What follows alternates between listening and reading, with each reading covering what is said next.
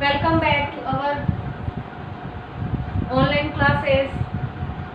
Chapter 5 continue, and I hope you all are good.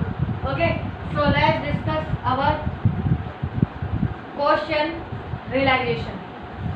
कल की video में मैंने आपको बताया था कि रियलाइजेशन अकाउंट बनता है मीन्स पार्टनरशिप.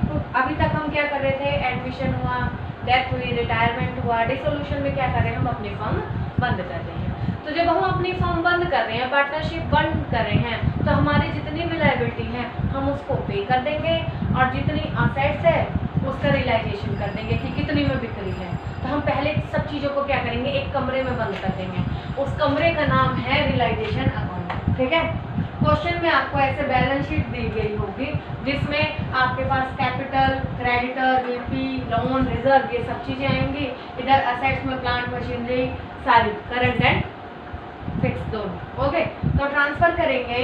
अगर कोई असेट्स ट्रांसफर कर रहे हैं एक्सेप्ट बैंक, कैश बैंक और लॉस, तो क्या एंट्री होगी, realisation account debit to assets. ठीक है.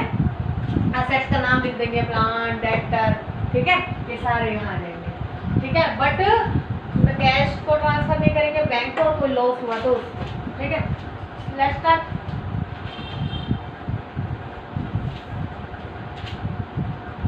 प्लांट है हमारा, सबको इसमें शिफ्ट करना है रियलाइजेशन अकाउंट में.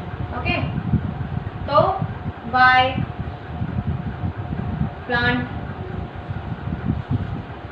अकाउंट, एसेट्स की जगह प्लांट अकाउंट आ जाएगा. ठीक है. उसके बाद बाय डेटर अभी छोड़ दे रहे हैं, बाद में बताऊंगा. बाय गुडविल,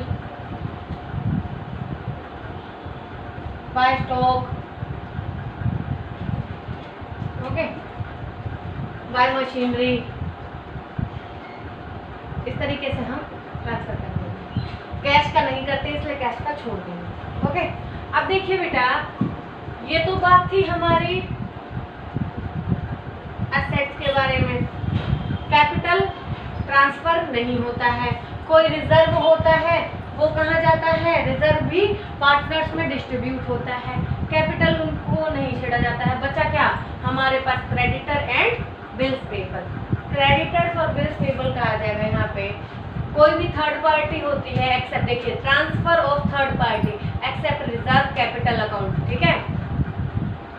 तो अगर मान लीजिए liabilities account debit to assets, तो लायबिलिटी का नाम लिख देते हैं to BP, bills payable same amount है जो बैलेंस शीट में दिया है, टू क्रेडिट. ठीक है. तो इनके सेम अमाउंट से आगे. अब देखिए यहाँ पे लिखा हुआ है Mrs x loan. Mrs x loan की बात हो रही है, तो ये फॉर्म है एक्स और वाई की. तो अगर एक्स का बेटा या एक्स की बेटी या एक्स की बीवी या वाई का बेटा बेटी या बीवी कोई लोन लेते हैं, तो उसको ना पार्टनर के नाम से नहीं जाना जाएगा, वो थर्ड पार्टी के नाम से होगा. ओके. तो ये था हमारा. तो क्या एंट्री बनेगी थर्ड पार्टी की.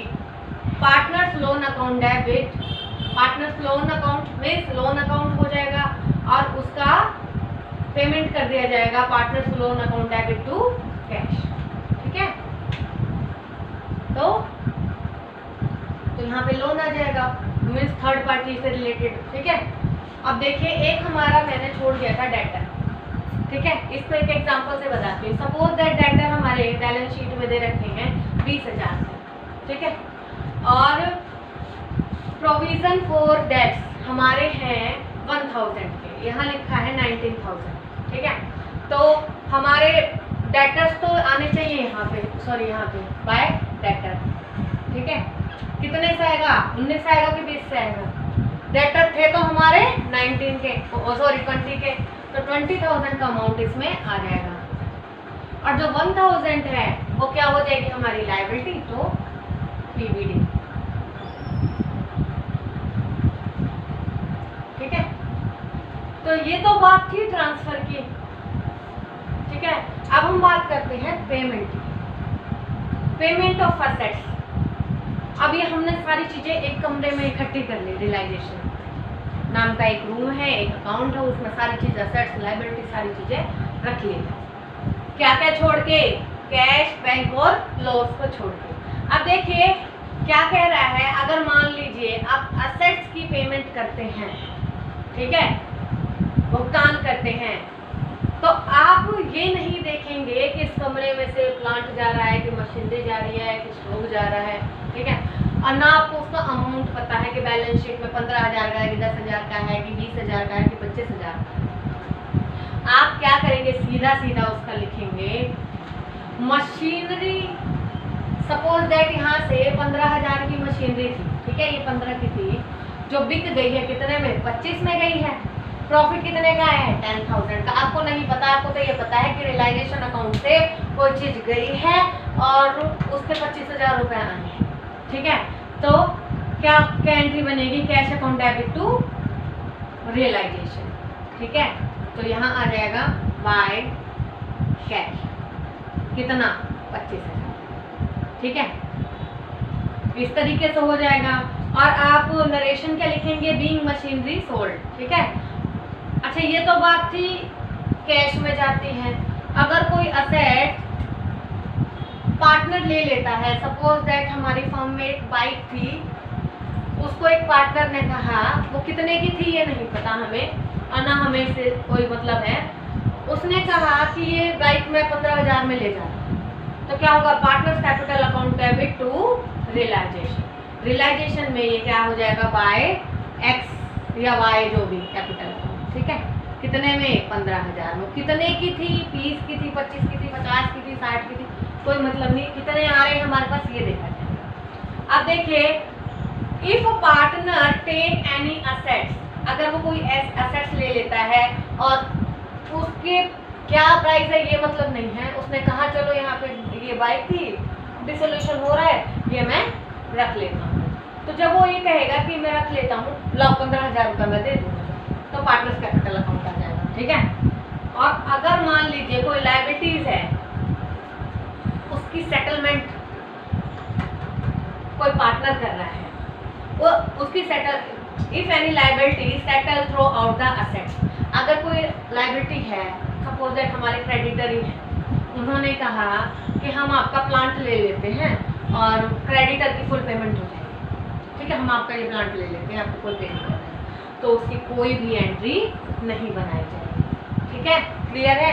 आफ्टर दैट अब देखिए, अगर कोई रियलाइजेशन है, रियलाइजेशन में असेट्स की वैल्यू गिवन नहीं है, मीन्स यहाँ पे सब चीज़ें हमने लिख दी, स्टॉक का अमाउंट मान लीजिए नहीं लिखा है, कुछ कहा भी नहीं गया है कि इसकी क्या एंट्री होगी, तो क्या करेंगे, if realization assets value not given, तो हम मान लेंगे कि वो खराब हो गई होगी बारिश की वजह से या किसी चीज़ की वजह से गल सड़ गई है, वो खराब डिस्ट्रॉय हो गई है, तो हम उसकी वैल्यू 0 ले लेंगे, ठीक है, और उसकी कोई एंट्री नहीं। क्लियर है।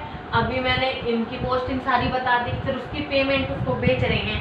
अब हमने सपोज दैट एक घर है और हम ये घर बेच के जा रहे हैं, ठीक है, मैं पार्टनरशिप से हट के बात कर लेती हूँ, ठीक है, तो क्या, और हमें ये सारा सामान बेच के जाना है, मैं ले नहीं जा सकती, तो मैं क्या करूँगी, मेरे पास जितना सामान है ना उतना मैं एक कमरे में इकट्ठा कर लूँगी, और वो कितने का खरीदा था मैंने, ये तो उससे कोई मतलब नहीं है, इस कमरे से बेड जा रहा है, सोफा जा रहा है, टीवी जा रहा है, ड्रेसिंग जा रहा है, कितने में जा रहा है मुझे इससे मतलब है। और मान लीजिए रेंट देना है, लायबिलिटी कोई मेरी जा रही है, तो ऑनर कहते हैं कि भाई मैं टीवी और फ्रिज और बेड ले लेता हूँ और तुम्हारी ये लायबिलिटी क्लियर है, तो क्या मुझे ये मतलब नहीं है कि क्या एंट्री बनेगी क्या नहीं बनेगी, ठीक है जी, ले लेंगे, ठीक है। तो इसी तरीके से, और कोई चीज़ छूट गई है, कोई चेयर थी वो नहीं लिखी गई है, तो क्या मानूंगी कि वो खराब हो गई होगी, ठीक है। अब देखते हैं पेमेंट, अब असेट्स की तो हो गई कि असेट्स की वैल्यू क्या थी, पार्टनर ले जाता है तो क्या होता है, और मीन्स अगर वैल्यू ही नहीं दिखाई जाती है रियलाइजेशन में तो क्या होता है। अब बात करेंगे पेमेंट ऑफ लायबिलिटीज की। मान लीजिए आप कैश में लायबिलिटीज की पेमेंट कर रहे हैं, तो आपकी एंट्री क्या होगी, realisation account debit to cash, आप पे कर रहे हैं bills payable, realization account debit to cash, तो क्या हो जाएगा यहाँ पे टू कैश, जो भी अमाउंट है, ठीक है, जिसमें भी पे हो रही है, और यहाँ नरेशन लिख देंगे बेइंग बिल्स पेबल पेमेंट, ठीक है। इफ पार्टनर्स टेक लायबिलिटी, अगर कोई पार्टनर कोई लायबिलिटी ले लेता है कि भाई कोई बात नहीं, ये मैं मिसेज एक्स ने लोन लिया था, तो मिस्टर एक्स कहते हैं ये लोन है, ये मैं देख लूंगा, आप इसकी टेंशन मत लो, तो क्या आ जाएगा, realization account debit to ex capital account, और यहाँ क्या आ जाएगा, to ex capital full amount, ठीक है। उन्होंने लायबिलिटी ले ली ना। आफ्टर दैट कोई एक्सपेंसेस है जो ये अकाउंट बनाने के लिए लग रहा है, ठीक है, तो क्या एंट्री बनेगी, realization account debit to cash, तो कैश लिख देंगे, और जो भी 1000-2000 रेंट लगता है वो दे देंगे, ठीक है। After that if any liability settle by asset, कोई लायबिलिटी है जो असेट से सेटल हो रही है, तो उसकी कोई एंट्री नहीं होगी, क्यों, कोई हमारी असेट ले जा रहा है, कोई लायबिलिटी खत्म कर दे रहा है, तो उसकी कोई एंट्री नहीं होगी, no entry. If any liability not payment, अगर कोई लायबिलिटी है जिसकी पेमेंट नहीं की गई है, सपोज दैट बिल्स पेबल की पेमेंट रह गई है, ठीक है, तो हम क्या करेंगे, realization account debit to cash लिख के इसकी फुल पेमेंट 50,000 की है तो 50,000 की पेमेंट कर देंगे, ठीक है, कोई लायबिलिटीज छूटनी नहीं चाहिए। तो बेटा ये था आज हमारा रियलाइजेशन अकाउंट में असेट्स की किस तरीके से ट्रांसफ़र करनी है, लायबिलिटीज़ की किस तरीके से ट्रांसफ़र करनी है, और किस तरीके से ये मैं अज्यूम क्वेश्चन लेके आई थी और आपको सारा सॉल्व कराया है। कल एक इलस्ट्रेशन इसकी करते हैं, इसके बाद next. Okay, thank you so much.